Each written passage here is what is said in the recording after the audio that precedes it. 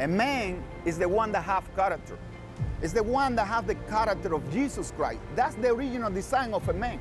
A man is the one, when you are close to him, you're gonna be secure. A man is the one that talk always the truth. The man is the one that is coming and says, don't worry, I'm here, like Jesus did. Jesus did that for us. Jesus died for the ones that were separated from God, and that is the real man. I would like to see a multitude of men get up as warriors, as champions, and to stand up to this new society that has nobody to look up to anymore. My dream would be, man, that the men would take their place, that they would take on the responsibility to be the men that God has called them to be, that they would care for their wives, that they would fight for their families and not to abandon them, that each word that would come out of their mouth would be like medicine that would cure and heal the soul and their spirits, not only of their children, but also of those in their city, of those in their church, of those in their workplace.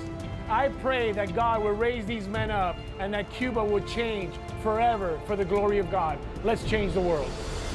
God wanted men to be a champion, to be on top and not underneath anything, to be the head and not the tail, for man to prosper in everything that he does.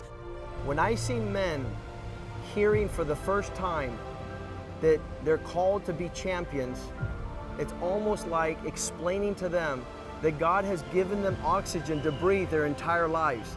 When they've been told that they needed to hoard, they needed to steal, they needed to be selfish, and they don't know the giftings and the goodness of God to be able to walk in the fullness of that expression. And there's no limitations, there's no prohibitions, there's no restrictions. They could be men because they were originally designed to be champions upon the earth and to be heroes at home as husbands and exemplary fathers. So when I'm able to share this with these men, they begin to get a clue. This oxygen is not going to run out.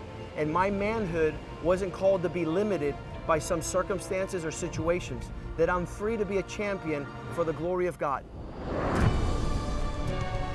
God wants that every single man here, from one corner to the other, from west to east, raise up the hands like a holy people, singing praise to the Lord, and knowing that there are no God but Jehovah, that there are no answer but in Jesus Christ.